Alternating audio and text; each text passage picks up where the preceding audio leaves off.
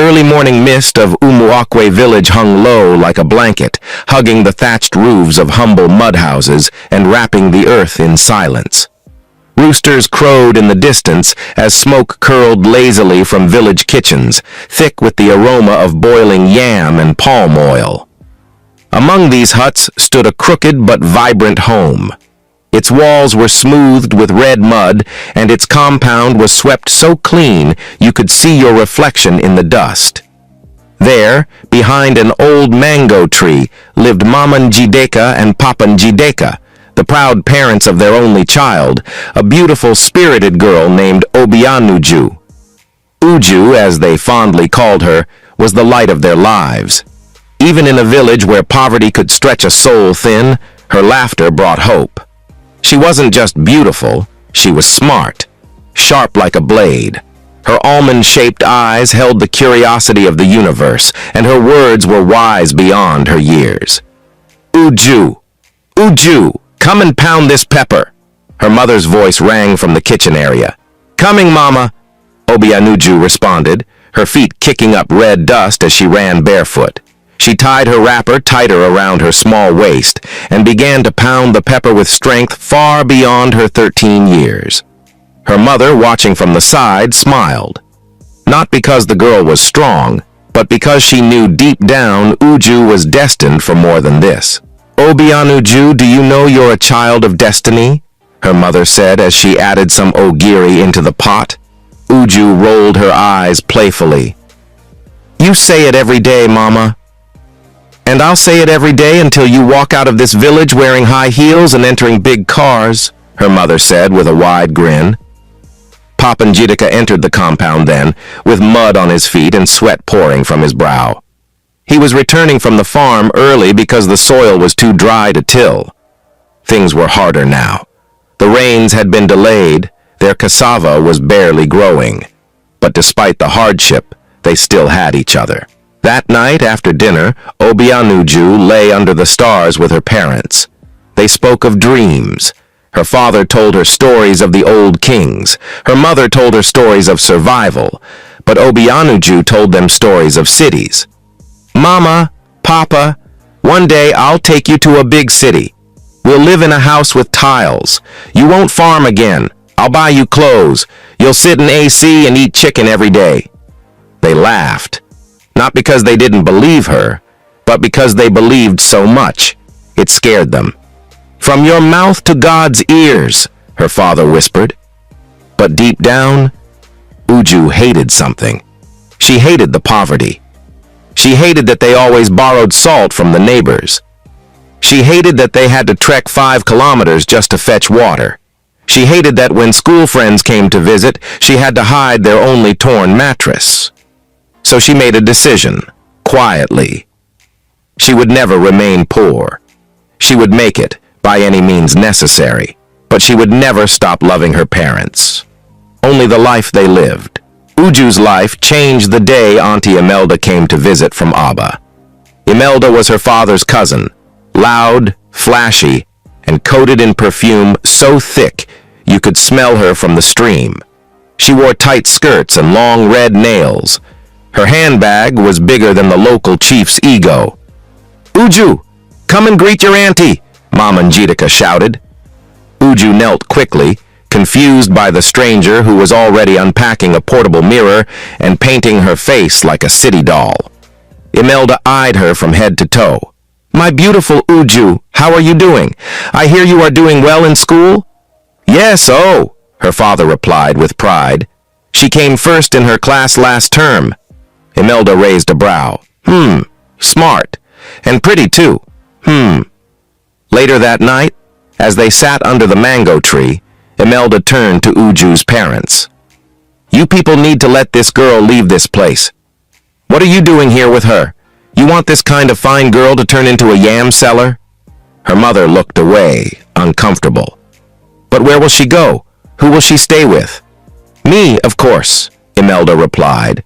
Let her follow me to Abba. I'll enroll her in a better school. She'll help in the shop and still study. I'll take care of her. She deserves more. Papa Njideka frowned.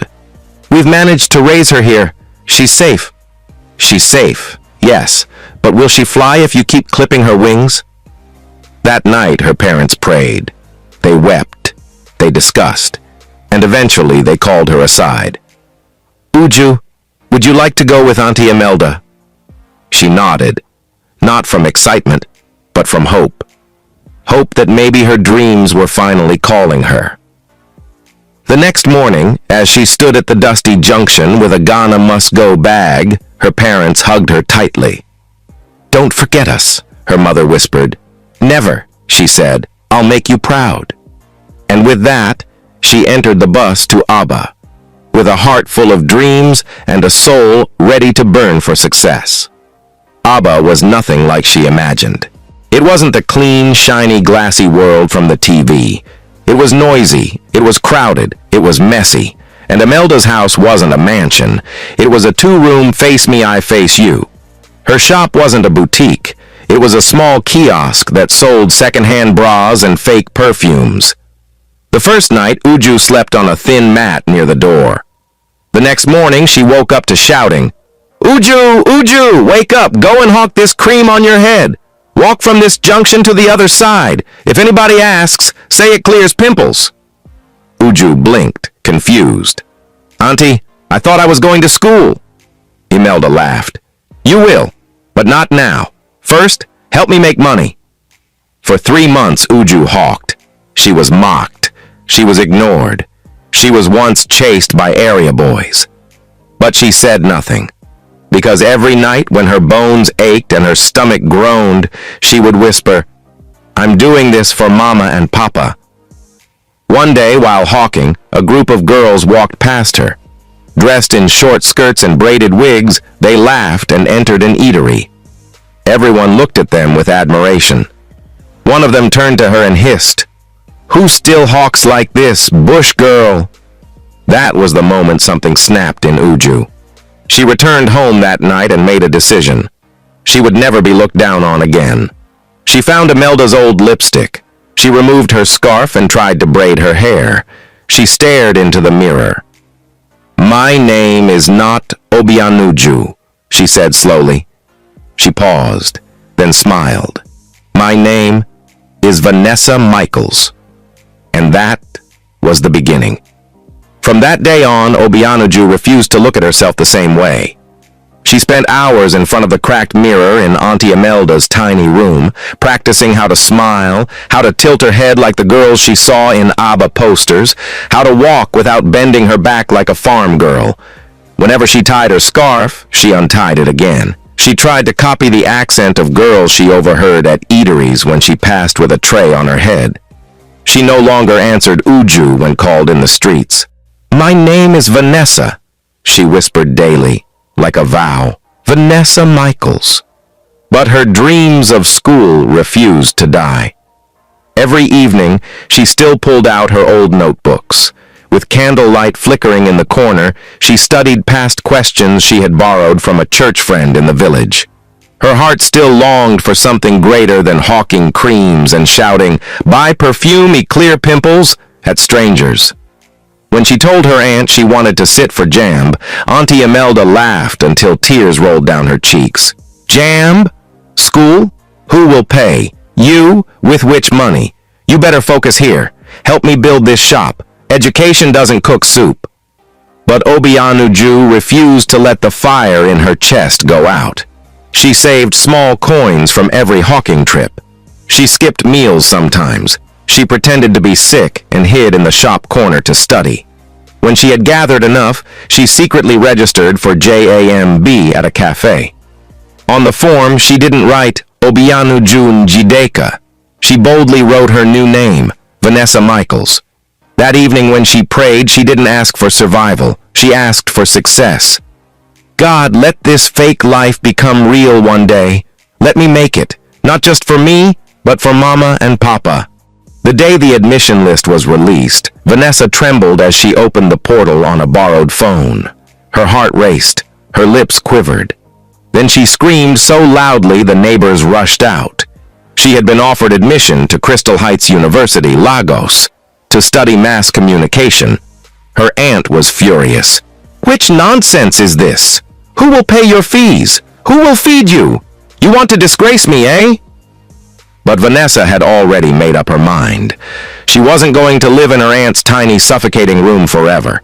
She wasn't going to be a hawker with cracked heels and broken dreams. She begged her parents to support her, and though they were struggling, they sold their last goat, borrowed from relatives, and scraped money from farm produce just to see their daughter step into the gates of higher learning. The morning she left Abba, she looked at her aunt one last time. "I'll make it," she said with quiet resolve. Her aunt scoffed. "We'll see." When she arrived at Crystal Heights, Vanessa felt like she had entered another planet. The gates alone were taller than the palm trees in her village. The hostel buildings gleamed with fresh paint. Girls walked around with braided wigs, carrying designer bags, speaking English so fast it felt like music. Boys cruised in cars with tinted windows, music blasting. Nobody knew her as Obianuju. Nobody asked about Umuozala. To them, she was Vanessa Michaels, the girl who had just come back from abroad. That night, as she lay on her hostel bed, she smiled at the ceiling. "This is it, the life I was born for." But what she didn't know was that this fake life was about to carry her into storms bigger than she had ever imagined. University life was a jungle, and Vanessa quickly learned how to survive. On her very first day in class, when the lecturer asked everyone to introduce themselves, she stood boldly, adjusted her second-hand Zara blouse, and said, "My name is Vanessa Michaels. I grew up in the States. I just came back to reconnect with my roots and pursue higher education." The class gasped softly. Some looked impressed, some looked envious. A few whispered behind her back, but she didn't care. The name had opened a door. By the second week, she had joined the most fashionable girls on campus. They loved her accent, her confidence, and her foreign stories. They invited her to hostels where they tried on wigs, painted their nails, and took selfies for Instagram. Vanessa joined in, her laughter hiding the fact that she barely had enough money for her next meal. Every night, she hid in a corner to answer her parents' calls. She would smile, hearing her father's voice ask about her studies, her mother's voice reminding her to pray. She loved them, deeply, but she could never let her campus friends know who they really were. Once, when her parents wanted to visit, she gave them an address 2 bus stops away from her school. She met them there in a hurry, sweating, as she looked around to make sure nobody saw them.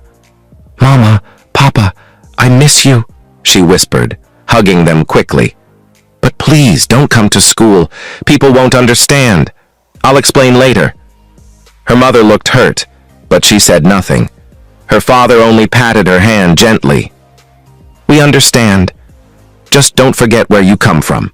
But Vanessa had already drawn a line in her heart. To her friends, she was Vanessa, rich, sophisticated, born abroad. To her parents, she was still Uju, their only daughter. And balancing those two worlds was the beginning of her greatest battle. By her second semester at Crystal Heights University, Vanessa Michaels was no longer just a new student. She had become a phenomenon. Her fake accent rolled off her tongue like silk. Her stories about life in the States painted her as larger than life. And the more she lied, the more people believed. She ever mentioned she came from Abba or from Umuozala. In fact, if anyone dared ask her about her family, she would say with a straight face, "Oh, my father owns businesses in Atlanta.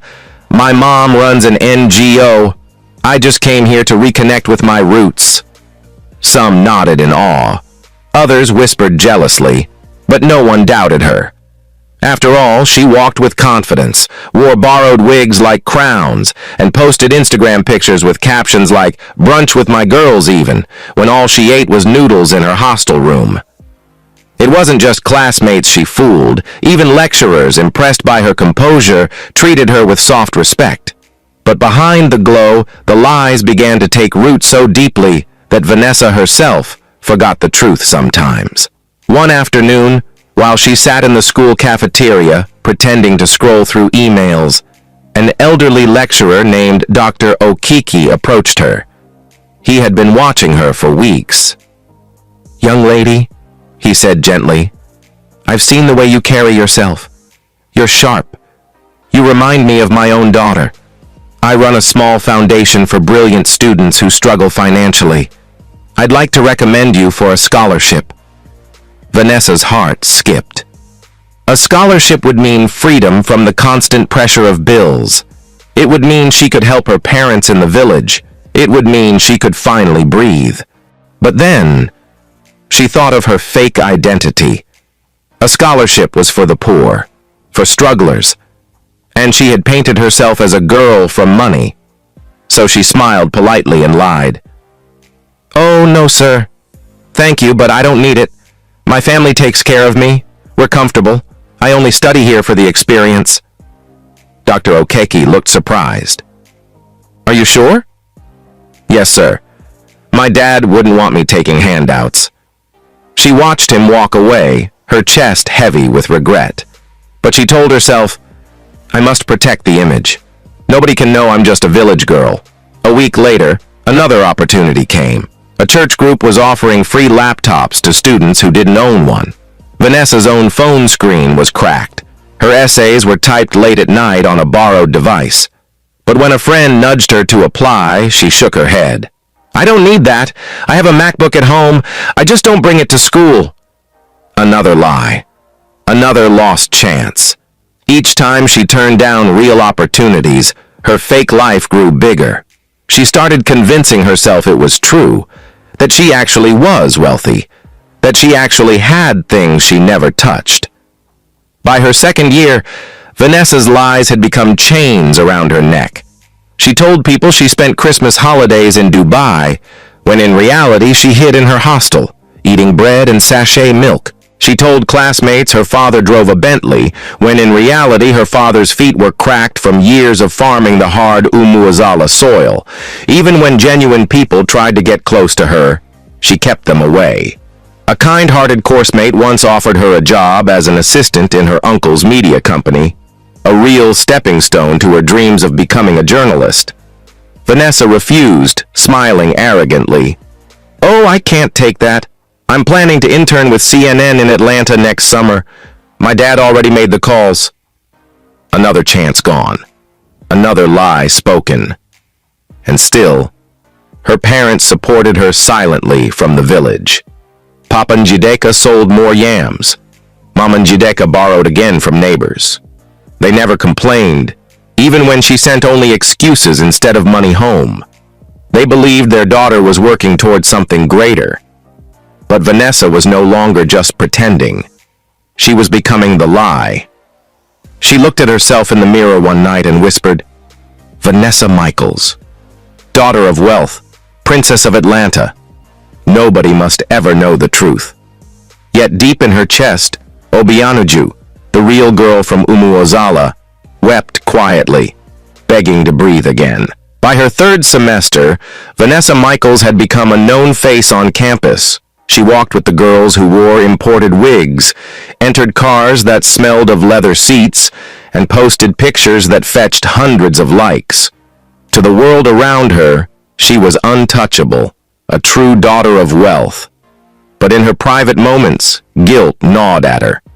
Each night when she switched off the lights in her small hostel room, she remembered the scholarship she turned down, the laptop she refused to accept, the job she mocked. Regret weighed on her like a stone, but she quickly silenced the feeling with another selfie, another caption, another lie. Then one afternoon, as she strolled into the campus cafe with her group of friends, her world trembled. Standing at the counter was Chibuzo, a boy from Umuozala. His father and her father had shared farmland. His mother had carried firewood alongside hers, and Chibuzo knew her, not as Vanessa, but as Obianuju Njideka. He looked up, his eyes widening in recognition. "Obianuju?" he called loudly. The cafe grew silent. Her friends turned. Vanessa froze. For a split second, her mask cracked. Her heart raced. But then she forced a smile, shaking her head. "I'm sorry," she said, her accent thick. "I think you've mistaken me for someone else." Chibuzo frowned. It's me, Chibuzo from Umuozala. We went to primary school together. Your mama is Mama Njideka, the woman who— Excuse me! Vanessa snapped, her voice sharp enough to cut glass. She laughed awkwardly and turned to her friends. This guy must be crazy. People like to form stories just to get attention. Her friends looked confused. One of them whispered, Vanessa, he called you by a name. Is that you? Vanessa rolled her eyes dramatically. Please don't mind him. Everyone wants to claim they know you when you're successful. Chibuzo stood stunned, hurt flashing across his face. He had walked miles of city dust and hardship, and in one moment he realized the girl he knew was gone. Vanessa turned away, her laughter echoing, but inside her stomach burned like fire. That night, Vanessa couldn't sleep. Chibuzo's voice rang in her head. Obianuju, Obianuju. The name she had buried rose like a ghost. She covered her face with her pillow, trembling. The next morning she dressed more carefully than usual, painting her nails, straightening her borrowed wig, perfecting her accent. It was as if she was running from the memory of the boy at the cafe. But fate wasn't done with her. 2 weeks later, as she attended a departmental seminar, another figure from her past appeared. Ngozi, the neighbor's daughter who had once shared homework with her in Umuozala. Ngozi, dressed simply, was seated 2 rows behind her. At the end of the seminar, Ngozi tapped her shoulder. Obianuju? Ngozi said warmly, her face lighting up. Chimo, you look so different. How are Mama and Papa? Vanessa's world collapsed again. Her friends stared, eyes wide. She forced a laugh. Please, my name is Vanessa. I don't know who you're talking about. Ngozi blinked, confused. But it's me, Ngozi, from the stream, from school. Don't you remember? Excuse me, Vanessa said coldly, rising from her seat. I don't answer to strange people. Please don't embarrass yourself. Her friends exchanged shocked glances. One of them whispered, Why is it always strangers calling you another name? Vanessa, what's going on? But Vanessa only walked faster, her heart pounding like a drum. Each denial, each rejection cut deeper than the last. She was losing pieces of herself, but she told herself it was worth it. After all, Vanessa Michaels was stronger, prettier, richer, and more respected than Obianuju Njideka ever was. Vanessa's lie had become her empire, and she guarded it like a lioness. She turned down opportunities that could have saved her. She mocked those who came too close to the truth, and she buried every trace of her old self. But the cracks grew wider. One day, a campus fellowship group invited her to speak at an event about finding your true identity. The irony almost choked her. She laughed in their faces. Me? Speak to poor students about identity? Please, my schedule is booked. Another time, a wealthy woman who had quietly observed her in the library offered to mentor her and sponsor her for international exchange. Vanessa smiled sweetly, then lied. Oh, thank you, Ma, but I already have links abroad. My dad is handling everything. I don't need more help.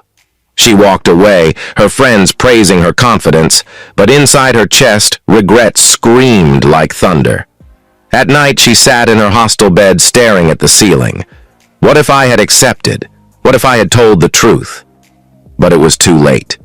She had locked herself in the palace of lies, and the keys were long gone. And so, when she passed by the mirror, she saw not a girl from Umuozala, not the child of Mama and Papa Njideka, not the girl who once studied by lantern light, but a stranger, Vanessa Michaels. Beautiful, popular, empty. By her 3rd year at Crystal Heights University, Vanessa Michaels was fully submerged in her world of make-believe. She had grown comfortable with the accent, the fabricated family history, and the glamorous lies she told at every opportunity. But life had more surprises in store. It happened one evening at an upscale lounge off the island. Vanessa had followed her friends there after a departmental dinner, dressed in a borrowed gown and clutching a fake designer purse. The place oozed sophistication, glass chandeliers, velvet chairs, and the faint sound of a jazz band. That was when she noticed him, Adrian Kingsley. Or at least, that was the name he introduced himself with. He was tall, broad-shouldered, dressed in a fitted Italian suit that shimmered under the lights. He smelled of expensive cologne and spoke with a confidence that turned heads. "Excuse me," he said smoothly, approaching her table. "Haven't I seen you at the Marriott in Dubai?" Vanessa's heart leapt. She smiled. "Of course. I travel often. I must have missed you then." They both laughed. A laughter of pretense, though neither knew the other was pretending. They clicked immediately. She told him about her fake childhood in Atlanta. He told her about his supposed father, a Nigerian oil magnate, and his summers in Paris. Every story fed the other's fantasy, like mirrors reflecting illusions. For the first time, Vanessa felt understood. She thought, finally, someone who gets my level. Adrian thought the same. But what Vanessa didn't know was that Adrian's Italian suit was rented, his father's oil wealth was a lie, and the car he drove her home in that night, a black Mercedes-Benz, was borrowed from a friend in exchange for promises. Two liars, two dreamers, two fragile worlds colliding. Adrian fell for Vanessa just as she fell for him. Their relationship blossomed under layers of deceit. They dined at restaurants neither of them could afford. They took selfies at events, posting captions like "power couple goals" while hiding unpaid bills in their inboxes. When Vanessa's 24th birthday approached, Adrian decided to prove his love in a grand way. He borrowed clothes from boutiques, promising to return them in pristine condition. He begged a wealthy acquaintance for a weekend loan of his Lexus SUV. He even took out a small loan to book a lavish haul in Lagos. To everyone watching, it was clear. Adrian Kingsley was throwing his queen a royal celebration. Vanessa was ecstatic. "This is the kind of love I deserve," she told her friends. "He knows my worth." Little did she know that Adrian was just as fake as she was, that beneath the suits and smiles, he was drowning in debts. Preparations began in full swing. Invitations were sent out. Flyers were designed and circulated on WhatsApp and Instagram. The words glowed proudly on the screen. "The luxury birthday bash of Vanessa Michaels, Crystal Heights ATL Princess." It spread like wildfire. And it spread further than Vanessa imagined. Back in Umwazala village, the dusty air was quiet as usual. Farmers bent over their fields. Children chased each other around clay huts. But that week, excitement stirred. One of the village boys, who was in Lagos for an apprenticeship, returned with news. He carried his small bag into the compound of Papa Njidika and Mama Njidika, grinning from ear to ear. "Mama, Papa, do you know your daughter is now a big woman in Lagos?" he exclaimed. They froze. "Our Uju?" "Yes, no more Uju O. They call her Vanessa Michaels now. She is a princess in the city. They are even doing a big birthday party for her. I saw the flyer myself." Papa Njideka and Mama Njideka looked at each other in shock. Tears filled Mama's eyes. "So our daughter has become wealthy, and she did not tell us?" "It hurts," Papa whispered. "We borrowed, we struggled, we starved for her education, and now she has forgotten us." But Mama wiped her tears and straightened her back. "We will go. We will surprise her. Maybe she wanted to surprise us too." With hearts full of both pain and pride, they packed a small bag. Mama tied her best wrapper. Papa wore his only fine shirt. They carried along gifts of ground nut, palm oil, and native eggs, simple, humble gifts for their daughter's big day. They did not know the truth. They did not know that their daughter's wealth was only a mask, that the birthday party was funded by lies upon lies. They only knew one thing: their child was celebrating, and they would not be absent. Meanwhile, in Lagos, Vanessa was in front of her mirror, applying powder and practicing her smile. She imagined the flash of cameras, the envy of her classmates, the admiration in Adrian's eyes. She did not know her parents were already on their way. She did not know her past was about to collide with her present. And she did not know that the night of her birthday would change everything. The birthday hall glowed like a palace. Chandeliers glittered overhead. A live band filled the air with music, and guests snapped pictures under banners that read, "Vanessa Michaels, ATL Princess at 24. Vanessa stood at the center, dressed in a sparkling gold gown Adrian had rented from a boutique. Her head held high as classmates and strangers whispered about her supposed wealth. Cameras flashed, laughter echoed, and her fake life had never looked more real. Then it happened. At the entrance of the hall, holding a small bundle wrapped in cloth, stood Papa Njideka and Mama Njideka. Their clothes were simple but neat, their faces glowing with joy and expectation. They had traveled through dust, hunger, and exhaustion to be here, carrying gifts of palm oil, ground nuts, and native eggs. The moment Vanessa's eyes met theirs, her blood froze. "Mama, Papa," she whispered, her heart slamming against her ribs. But instead of joy, fear consumed her. Her friends were watching. Adrian was by her side. The illusion of wealth she had built for years was standing on the edge of destruction. Mama Njideka's smile widened. She raised her hands. "My daughter!" she cried, tears of pride streaming down her face. Gasps filled the hall. Vanessa's friends turned to her in confusion. "Vanessa, who are they? Did she just call you her daughter?" The room tilted. The mask cracked. But Vanessa did what she had always done. She lied. "I don't know them," she snapped, her accent sharp. "Security! Remove those people!" The hall went silent. "Mama, Papa, please go home," she whispered through clenched teeth, her eyes darting nervously. "You're embarrassing me." Mama Njideka staggered. Papa's shoulders slumped. "Embarrassing you?" he repeated softly, pain slicing through his voice. "We came to celebrate you. We thought you wanted us here." But Vanessa's pride was stronger than her love. "Take them out," she shouted, her voice breaking. "This is my party. They don't belong here." The security guards, confused, obeyed. In front of hundreds of eyes, Papa and Mama Njideka were ushered out, their humble gifts spilling onto the marble floor. The crowd whispered, some laughing, some frowning. Vanessa turned back to her friends, forcing a brittle laugh. "Some people just like to claim connections. I don't know them." But inside, her heart was shattering. Outside the hall, under the Lagos night sky, Mama Njideka wept silently into Papa's chest. Papa wiped her tears, his own face hollow. "We have lost her," he whispered. "We have truly lost her." Weeks passed. The memory of her parents' faces haunted Vanessa in her dreams. But she buried the guilt under more lies, more parties, more pictures.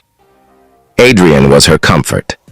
He told her she was beautiful, worthy, and destined for greatness. He held her hand and spoke of mansions they would one day own together. One night, in the glow of his borrowed Lexus, Vanessa told him what she hadn't told anyone. "Adrian, I think I'm pregnant." He froze, then forced a smile. That's good news. We'll handle it. Don't worry." Her heart soared. To her, this was proof that she had secured her place in wealth. The child of Adrian Kingsley, son of an oil magnate, would be her guarantee of status. But fate was waiting to tear her world apart. The day came like thunder. Adrian took Vanessa to the luxurious house he had always shown off as his father's mansion. They entered confidently, only to find a black SUV parked in the driveway. At the door stood a stern-looking man in an expensive suit, staring at Adrian in shock. "Adrian, what are you doing here?" Adrian stammered. "Sir, I was just..." The man turned to Vanessa. "Who are you?" Confusion spread across her face. I'm Adrian's fiancé. He said this is his father's house." The man burst into laughter, bitter and cold.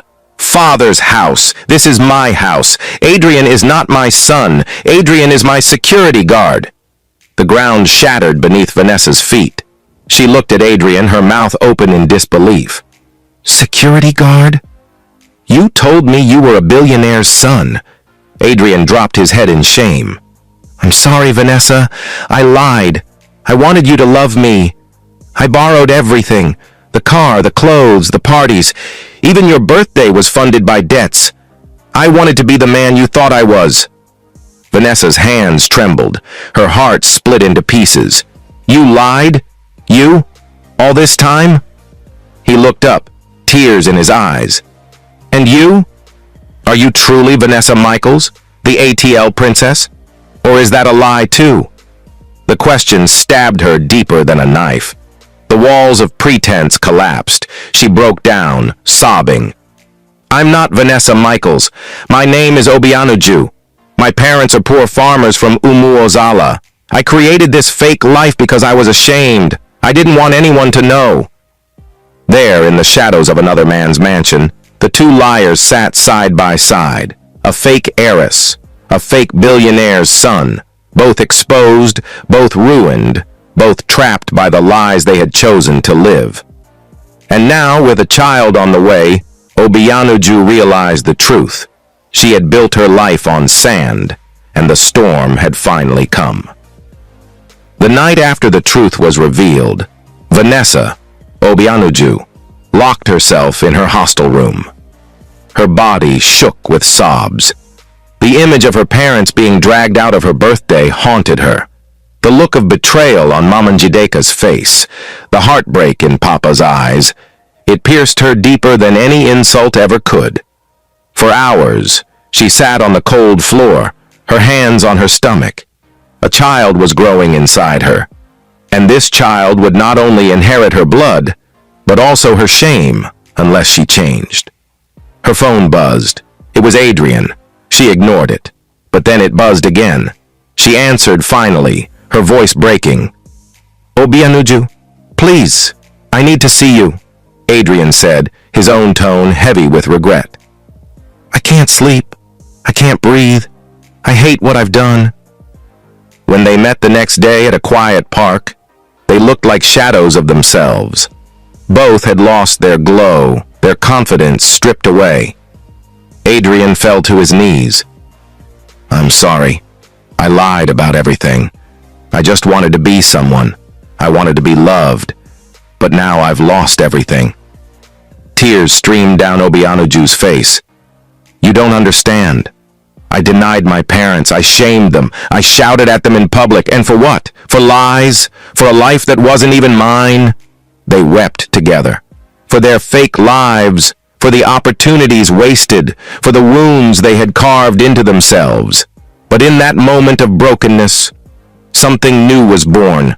A desperate cry for mercy.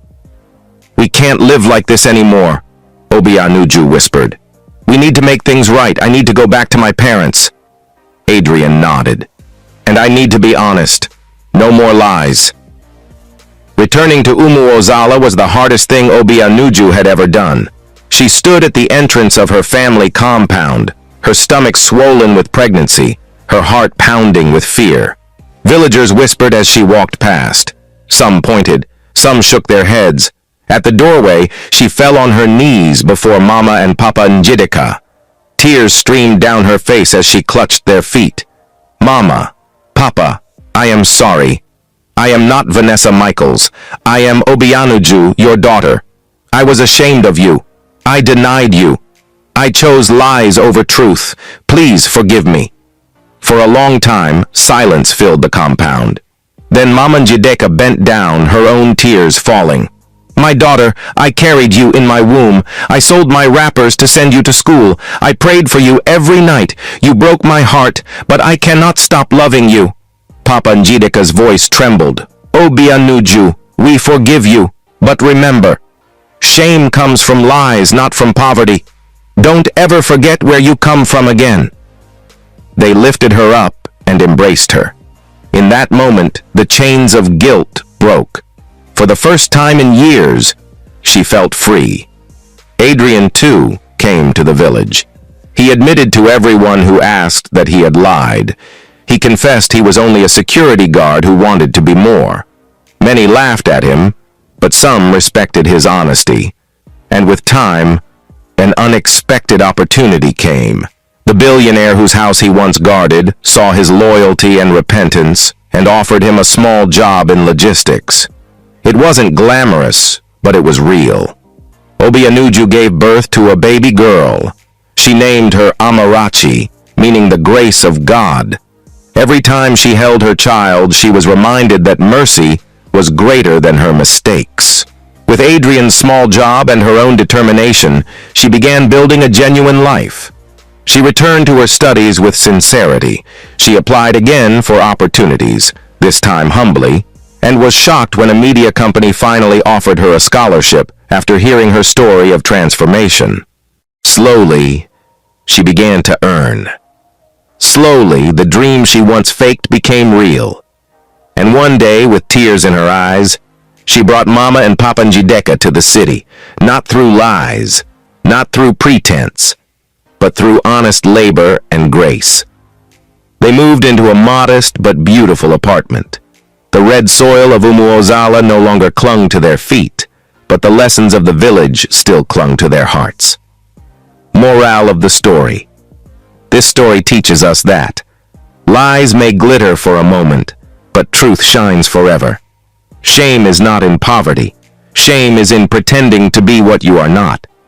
Parents are treasures. No matter how poor, their love is pure gold, and denying them is denying your own roots. Opportunities are lost when we live for appearances.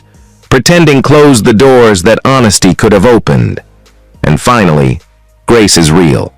No matter how far we fall into lies, mercy can lift us back if we repent and choose the truth. Friends, what a journey this has been. This story reminds us that no matter how sweet lies may taste, they will always turn bitter. Truth may seem small, but it lasts. And above all, never be ashamed of your roots, because the very people you push away may be the ones God uses to lift you up. Thank you for watching this powerful African story. If it touched your heart, please like, share, and subscribe so others can learn from it too. Remember, your real life, no matter how humble, is worth more than any fake crown. See you in our next story. Stay blessed and never forget, only truth brings freedom.